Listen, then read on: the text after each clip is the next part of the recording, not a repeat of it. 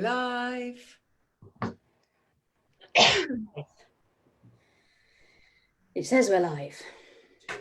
Yes, now we're live. We are live. Hey, Lucy, you did it. Hello, Facebook. I'm so glad we're live. So I was just recording. Hello Beyond School Facebook page. We are Beyond School. We're the leadership team. So we're going to introduce ourselves to you, and then we're going to talk about going beyond the juggle and how we, in the leadership of Beyond School, find it possible, important and manageable to do this. So I'm Lucy Power. That's all I've got to say about myself. Who are you? I'm Jenn. I want to know, can we please talk about boundaries today? Yeah. Can that be on our list? Okay. About great. what? Boundaries, Leah. Oh yeah, I thought you said bamboo. Well, we can talk about that too. I'm good. Let's leave bamboo for next week and talk about boundaries today. Yeah, we're going to talk about boundaries as an integral part of managing the juggle and going beyond the juggle to somewhere that is much more Emerald City. Integrated. But Leah hasn't introduced herself yet. Okay, I'm Leah Jovy-Ford. I almost forgot my name. I wasn't here on Friday because I was busy juggling, but I am here now. And I am you may have known me from when Jen and I used to struggle through these with just the two of us. We have Lucy, who's the live pro, so that helps. Yeah, she's definitely carrying the heavy weight on this one. Carry on, Lucy. Oh, thank you. So yeah, so we want to talk to you about all the stuff that we're juggling. And as Jen and I talked about on Friday evening, we talked about all the things like parenting your kids, educating your kids, managing your relationship with your partner, doing work, maybe at home, maybe leaving the home to do this stuff, walking the dog, keeping yourself clean, remembering to brush your teeth, all of the many, many things that we do, that we juggle. And so often, as we have discussed and discovered between the three of us, it's usually self-care and looking after ourselves that takes the fall, you know, in that kind of something's got to give, I can't manage all this shit in my life. It's usually self-care, looking after ourselves that we put aside and forget. So we are here to help you to manage that stuff in a new and different way, a way that's healthy and keeps you well and keeps you putting your own oxygen mask on first. You know, one of my favorite sayings. I said that. Yay! One of my favorite sayings is you don't have to set yourself on fire to keep others warm. And another one is, because I do love a saying, is beware the naked woman offering you her shirt. I'm sure that's based on Zen Buddhism. So that's a good one for me, Lucy. I love it.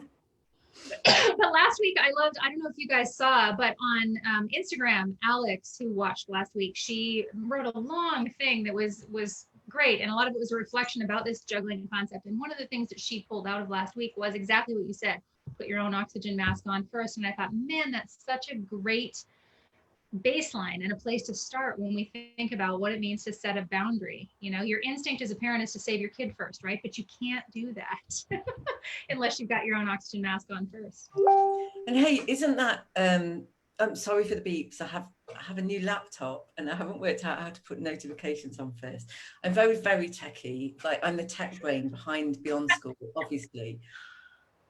Definitely not. But yeah, I haven't got around to that yet.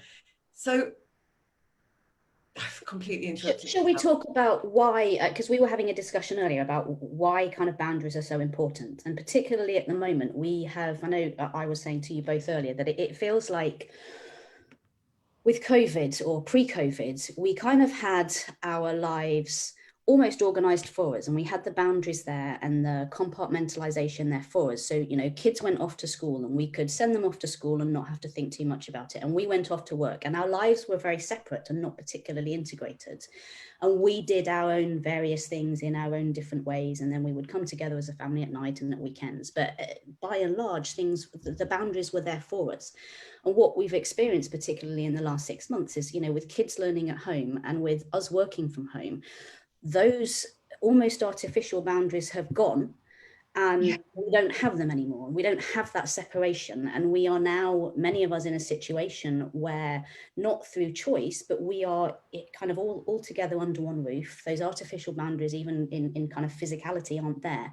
And we, as the parents and the adults, have to relearn, kind of unlearn and then relearn how to set new boundaries. And you know, I think boundary setting is, it's kind of, it's one bit, but the first bit is identifying the boundaries that need to be set and what boundaries aren't there. And we get clues from our kids around the boundary. You know, kids are obviously the ideal teachers, the ultimate teachers, because we know when we haven't set the boundaries, because they play up and they, you know, they have tantrums, and often it is a case of boundary setting, and what they need are really clear boundaries that will not move. So there's identifying the boundaries, there's setting them, and then there's holding them.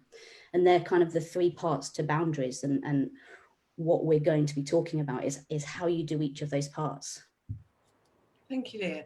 And I think that for so many of us, we're trained out of, from young childhood, we're trained out of setting, holding, or knowing what the boundary needs to be, setting the boundary and then holding the boundary, and leaving a consequence in place for that boundary, because it's not feminine, it's not pretty, it's not attractive, it's bossy, it's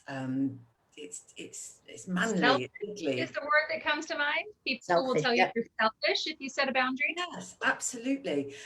I've heard so many women say to me, I don't mean to be selfish, but, or I don't want to do that because it just feels really selfish. And so many internal blocks and barricades and just prohibitions against setting boundaries set up for us as women in our society, aren't there? Yeah, and I think the biggest thing that I hear a lot of people really struggle with is guilt. So they'll set a boundary, and they often know it's necessary. And, you know, mothers in particular, they know they're necessary, but they set them and then they do guilt. And then they feel really guilty. And then sometimes it's then a struggle to hold the boundary. And then you get into this vicious kind of circle and cycle of, okay, the boundary wobbles a bit and the boundary isn't there. And then, you know, kids or relationships or whatever plays up. And, you know, and it isn't just kids who need boundaries. As adults, we need boundaries too. And in all our relationships, we need really clear and distinct boundaries. And when we struggle to hold them, or we set them and then we do guilt, that doesn't help anybody. It doesn't serve anybody. And I think that's true with work too. You know, one of the things I'm noticing with people making this shift to working remotely is that people who had 9-to-5 jobs that they could go to and then leave are now feeling like they have to be on call 24/7 because, oh, they're home and the computer's there. And, you know, one of the things we learned in the remote work world quickly is to set those kinds of boundaries. But during COVID, like, it's one of these many, many pieces, and any one of them would be too much. But together, it's massive for people. Yeah.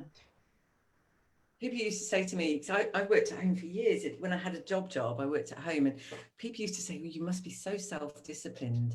And I didn't know what that was about. That was a conception that they'd formed about, you know, that I was rigid and worked between these and these hours, and then I left and came back. But yeah, I've been integrating for years. So that's a different way of being in my Well, world. I think what you've just said there about rigid, I think it's what people equate with boundaries, and many times they equate boundaries with negativity and rigidity and things that are difficult and things that are, you know, are possibly negative. And actually, certainly in my experience with my family and my kids, it's, you know, boundaries. We talk about boundaries being love. When we can hold a boundary with you, and we can hold a kind and loving boundary, that's love, and that's the ultimate form of love. And that's the kind of message that we have in our family, because that, you know, that's what works. And for me, it helps my kids to set and respect their own boundaries when they see it as love. And it's, you know, it's self-love as well. We talk a lot about community-minded thinking, you know, with our kids and in our family. And I think that's a similar thing. It's a different way to frame those boundaries. But, you know, it's not just about what's going on with you, or it's not just what's going on with someone else, but we are all existing in community, and you're a welcome member of that community, but you're not the center of the free world as the parent, as the child, as the boss, as whomever, right? So that whole idea of where do I fit into this mosaic of community, and what are the boundaries around those other pieces? Like, that's what community development and family development is all about, really. Because a family is a microcosm for the larger society, isn't it? So what we can be together, learn together, and set in place within our families is the future that we're creating, because we're modeling how to be for our children. I talk to mine frequently about how it's the training ground. It's the training ground for how you go out into the world. So this is where you can practice and get it all wrong and kind of mess up, and and you can do that in the kind of in the outside big bad world too. But you can practice here, and it's a safe space. And this is where to get all of that out and experiment and practice. And then when you go out into the world, you've had that as a kind of training ground here. Beautiful. Because boundary setting is a skill, yeah? Like, let's talk about that a little bit. Like, for people who are, I can imagine there might be people watching who are not good at boundary setting. They've never set them. They've been walked all over their whole lives. They're expected to serve everyone else to the exclusion of their needs. They have no practice in setting boundaries. It's a skill. Where do you start? Like, how does somebody who is on call for all people at all times and the last one to ever get their needs met, where does she start in saying, okay, this has to change? So I think this is kind of what we're going to go over in day one of the bootcamp, and we've been talking about what we're going to cover, and we talk a lot about the mindset shifts that are needed, and the first and biggest one that we talk about is about how it's what we started with. You kind of you have to put your own oxygen mask on first. You have to take care of your own needs first, and that is a significant mindset shift for many people, particularly women. And they know what their needs are. Yeah, exactly. Well, that in itself, that's the mindset shift that has to take place first, which is it's okay to do that. It's okay to put myself first. And then once you've got to that, then it is a case of, okay, so what are my needs? And and that in itself is a process of discovering what your needs are and identifying what they are. And then there's asking for them, and then there's there's a whole process which many people find really difficult, because it's not been okay to do that. And, in society, it hasn't been okay for women to put themselves first, and it hasn't been seen as okay for us it hasn't been seen as the enabler of everything else, really. That's the tweak, is that actually when we do that, yeah, it enables everybody. I can't be the mother and the kind of COO and whatever that I am if I don't take care of myself first. And, I know that. And my body tells me that when I'm not taking care of myself, and most women's bodies tell them that too. Yeah, they do. But we have to listen. We're trained out of listening to our bodies, and we're trained out of listening to our emotions, our feelings, all the different guides, the compasses within us that tell us exactly what we need and what to do next. We're born knowing all that stuff, and then we're quite quickly civilized away from knowing all that stuff and being in touch with ourselves. So the first step is to unlearn all of those messages, like it's selfish to set a boundary, it's selfish to put yourself first, it's mean, it's nasty, it's unattractive. It's really important to unlearn that stuff, and then to get to the place where you're allowed to take on new permissions to be in a new way in your world, which is to be selfish, to be self-focused first and foremost, so that we are well rested, well fed, well cleaned, well nourished, well supported, and well helped by our communities and our families. Because when we're not those things, then we're sat there in resentment, waiting for somebody to guess and intuit what our needs are and come and meet them and rescue us and save us from ourselves, because we're just here to serve everybody else, and we're empty of everything that we need until we learn how to do this. So yeah, so unlearning that whole societally programmed way of being is the first step, isn't it? I agree. I think there was a little lag. I'm sorry if I spoke over you. You two are frozen. Maybe Lucy can't hear me.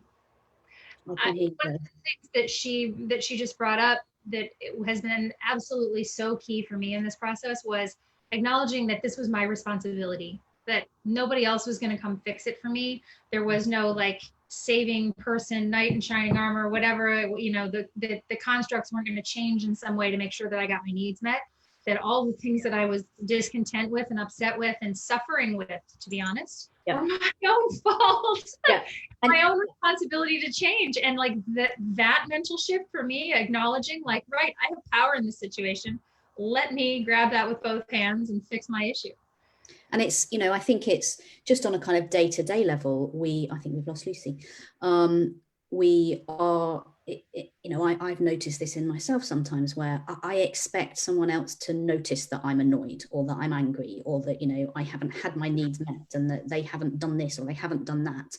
And actually that isn't their responsibility. It is my responsibility to identify what need hasn't been met, and that I ask for it. You know, that if I want to spend 10 minutes with my partner just reconnecting, it's my responsibility to ask for that, not sit in seething resentment that she hasn't noticed, you know, and get cross. About that, Leah, is that, like, on the one, the cultural narrative of you saying I need this thing, that's what's called selfish. But actually it's the other behavior that's actually selfish, because you're then expecting someone else to intuit something you've given them no cues for, right? Yeah. So just flipping that whole narrative to self-advocacy is not selfishness. It's actually a gift to everyone around you, because in a relationship, I definitely hate to be guessing what I'm supposed to be doing for that other person, whether it's a kid or a partner or what have you. You know, it's too much to expect another person to do that. There's a payoff for sitting there fuming in resentment, waiting for someone to intuit your needs, though, isn't there? And that's that you get to think, nobody cares about me, I'm not important, everybody hates me, look at them all having fun and I'm just sat here all alone. That's your payoff. That's, you know, we can sit there beautifully enjoying that. I know that sounds not enjoyable on any level, but, you know, I've been there for sure. Those patterns are really strong for people, and, you know, they can be really, really strong, and there can be a payoff, and it can be quite hard to notice that you're doing that. And it's, you know, we talked, I think we talked in another, I think it was at the boot camp, the workshop on Saturday, we you know, I talk a lot about the difference between fault and responsibility, and that it may be someone else's fault that something has happened to you, or something has happened to you and it isn't your fault, but it is your responsibility to react and respond in the way that you choose to respond. And that is a choice, and it's your responsibility to take care of yourself and to get your needs met. It is nobody else's responsibility. It may have been someone else's fault, but it's no one else's responsibility to meet your needs. It's first and foremost your responsibility. That doesn't mean that it's, you know, I think people take that sometimes and they go, but does that mean I can't get support? And does that mean I can't, you know, I can't get help? And we're often, well, I'm not particularly good at asking for support and help. And one part of my journey is that, you know, it's learning to do that, and that is about getting my needs met. It doesn't mean I have to do it for myself. No, and part of learning how to set boundaries feels so synonymous and closely related to asking for your needs to be met. Yeah. You know, saying I am trapped on Zoom calls all day, please may you cook my lunch for me, which I quite regularly ask my partners to, is a boundary. It's saying, this is where I'm at, this is what I need from you. And it's contracting as well. It's setting a boundary, setting a contract up, which is boundaried and carefully articulated and curated, and they're all related to each other. The same coin almost. Yeah. You know, you set a boundary because you have a need, you get your need met because you have a boundary. Yeah. Yeah. Yeah. And maybe within that contract is some reciprocity in place, and that's back to what Jenn said about being community minded and thinking about, oh, it's not just about my needs, what can I do back for you? You know, if you do this for me, how can I scratch your back as well? It's that kind of stuff. Well, and you have the energy too. Exactly. Yeah. So let's talk about, so we've talked about boundaries, we've talked about contracting, we've talked about the stuff that will stop us from knowing what our boundaries are, knowing what our needs are, and knowing how to then reach out and get that support from somebody else by setting out what we need, by articulating our requirements, our expectations. And I think there's a step before that as well, which is knowing that we deserve to get in that arena, get in that place where we say, this is what I need, this is what I need from you, this is where I end and you begin. There's all that stuff too. Let's talk about how we're going to use these lives to help you to set boundaries, to move out of the juggle, to get to the place where you're able to integrate. And just before we came on live, we were talking about how we articulate the juggle that we struggle with, you know, all the things, and they're all up in the air, and oh my God, any of them could drop at any time, and then it'll all be awful. We were talking about how we can articulate that, and I said something like, it's like you've got a roast dinner on your plate, and we don't want to blend it all and drink it, because that actually sounds really vile. I do have a smoothie every morning for breakfast, and I definitely wouldn't want a smoothie made of a blended roast dinner. but it's about enjoying every piece of life, but in the way that sometimes I might put a bit of potato and a bit of carrot in the same mouthful and really enjoy the taste of those two things together. We don't have to have everything separate, and we don't have to have everything mushed in together as well, so that it becomes tasteless and enjoyable. So that's just for you a definition of juggling all the things. Like, juggling is about, I must keep all of my food on a separate plate and never the twain shall meet. I do have to keep my eggs and beans on a separate plate, but that's a different issue. But if we were to keep a whole complex meal, like a roast dinner, all on a separate plate, that's what we do. That's the metaphor. Well, and then it's like, and I have to make sure that I enjoy it, and but how do I do that? Because it's like, do I put it all in at once? Do I get one bit of, and it's that whole kind of, everything has to happen together, and it has to kind of happen in a particular way. And what we're talking about in terms of integration and not juggling is that there is separation and there are boundaries, but it's how you flex and move and shift your focus and shift your priorities. And it doesn't have to be rigid, and it doesn't have to be, it's work here and it's kids here and it's this here. It flexes and bends as the priorities shift from moment to moment throughout a day, not kind of this is my day. Yeah, totally. And it's and it's about it. And it is about, and this is why boundaries are so important, because it is about understanding your individual needs and your kids and your family's needs and your partner's needs, and figuring out how to manage and integrate those all. It's not juggling, because juggling implies that kind of there's a focus on one and then it shifts to the other and then it shifts to the other, and it's very separate and independent. And that's not what we're talking about. Yeah, what exactly. And only at any one time, only one or two balls are kind of safe and there and held, and and what we're talking about is that actually the whole piece can be held in different ways and at different times, and you can shift your focus as is needed. So important. So we're going to be exploring this theme more. We're going to come live with you every Wednesday and every Friday, and we're going to be digging more and more into this theme of juggling and moving slowly and steadily towards integration. And we're doing this because we're running a boot camp. I can't remember the dates that we're running it. We'll say that another time. It doesn't matter. We're going to be running a boot camp, and it's going to be really, really well structured and well curated to help you to move through the mindset shifts that are necessary, which we've started to talk about a little bit today, through to the tools and techniques and ways to think, feel and behave away from the juggle and in towards integration, which we're calling beyond the juggle. So do you two have anything further to say on today's kind of talking about boundaries? Is there anything else that I think probably that, we're talking about the mindset shifts. Boundaries to me feels like a tool. So we've talked about one tool, and what we cover on day one, we've kind of got three big mindset shifts that really need to happen if you're going to move from the juggle to integration.